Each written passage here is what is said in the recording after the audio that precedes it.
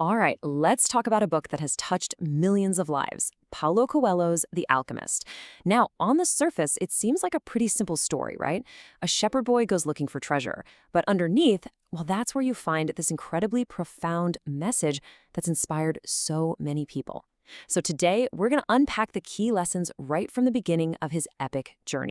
But you know what's crazy? This book, this global phenomenon that everyone from Will Smith to Madonna has raved about, was a total, absolute flop when it first came out. No, I'm serious. Coelho himself says in the foreword that when it was published in his home country of Brazil, it was met with, well, pretty much complete silence. Yeah, the failure was so bad, his first publisher actually canceled his contract. They just handed the rights right back to him. Can you imagine that? You pour your heart and soul into something, you're 41 years old, and the world basically tells you it's worthless? Coelho's own word for how he felt? Desperate.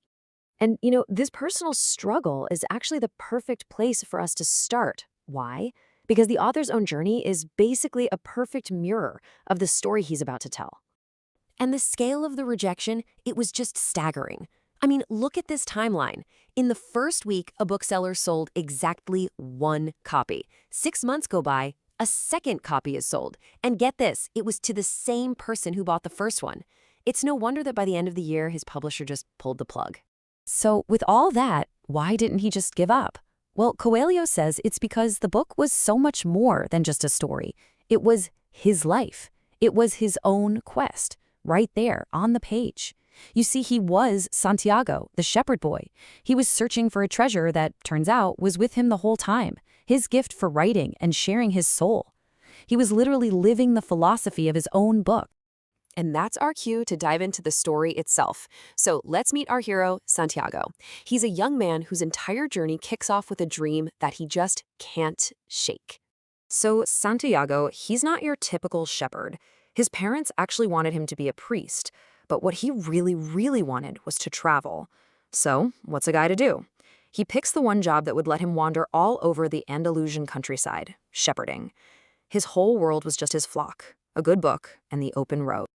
But then, this dream starts showing up and interrupting his simple life, not once, but twice. In the dream, a child appears, starts playing with his sheep, and then, boom, magically transports him to the Great Pyramids in Egypt. And there, the child tells him, if you come here, you will find a hidden treasure. This, right here, this is the call to adventure. So this dream is really getting to him, right? He goes to see a dream interpreter to figure it out, but then a mysterious old man finds him. And this old man, who calls himself a king, is about to reveal the book's biggest secret. This king, his name is Melchizedek, tells Santiago that he's figured out his personal legend, and he explains what that is. It's that feeling everyone has when they're young. You know that feeling? When anything feels possible, and you're not scared to dream about what you really truly want to do with your life? Okay, and this is a really important point. A personal legend isn't just a goal, it's not just a wish. The way the book puts it, this is your true purpose. It's a desire that comes from the soul of the universe itself. And according to the king, your one and only real obligation in life is to realize it. And this is where we get that magical idea that runs through the whole story. It's probably the most famous line from the entire book. But it's not just about, thinking positive. The book presents this as a fundamental law of the universe. When you really, truly want something, all the universe conspires to help you achieve it. But the king doesn't just leave him with that. He also gives him a warning. He tells Santiago about the world's greatest lie. So what is it? It's that idea that at a certain point in our lives, we lose control, and everything just becomes controlled by fate, that life just happens to us. And that is the lie that makes people give up on their dreams, on their personal legends. So to really drive this home, the king tells him a little story. A boy goes to a wise man to learn the secret of happiness.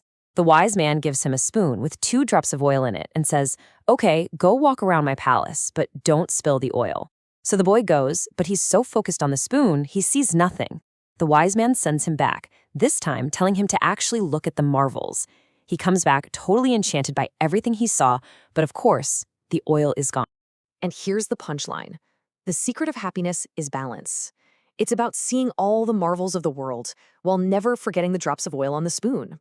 It means you have to chase your dreams, for sure, but you also have to take care of your responsibilities. For Santiago, that means he can go chase his treasure, but he can't forget about his sheep and everything they represent in his life. Okay, so with the king's words just echoing in his head, Santiago makes a huge, monumental choice. But as you're about to see, he immediately comes face to face with the harsh reality of this new journey. He actually does it. He sells his flock. I mean, think about that. That's his entire livelihood, his whole identity, the life he's known for years. He gives it all up for a dream, for a treasure promised by some mysterious old king. This is it. This is the point of no return. So he gets on a boat and lands in Tangier, Africa. And the world he steps into is completely alien to him.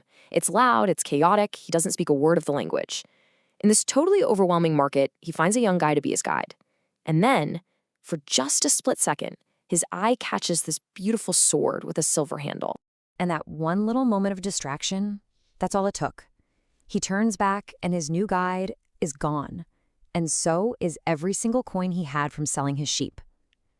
Just gone. His quest is over before it even began. He's totally alone in a strange land with absolutely nothing to his name. But of course, the story doesn't end there in that empty market. Just when Santiago hits rock bottom, absolute zero, he finds the first real sign that maybe, just maybe, what the king told him was actually true. Can you just imagine his despair? He's weeping, thinking God is so unfair. He literally decides he's going to become a bitter person, that he's going to hate anyone who actually finds their treasure, because he lost his. He is completely 100% ready to give up on everything. But right then, as he's just drowning in self-pity, he reaches into his empty pouch, and his fingers touch something hard.